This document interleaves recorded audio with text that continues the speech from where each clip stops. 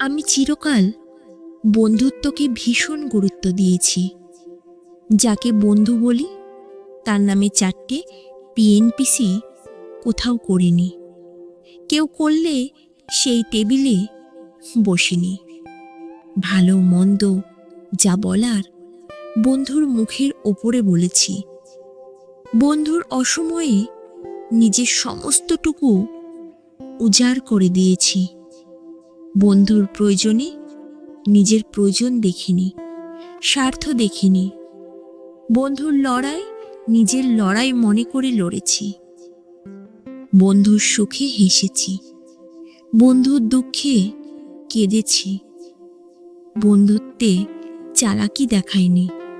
রাগ অভিমান সব পার করে বারবার ফিরে এসেছি বন্ধুত্বের টানে। বন্ধুত্ব আমার কাছে এমন এক ধর্ম যা চাইলেও বদলে ফেলা যায় না।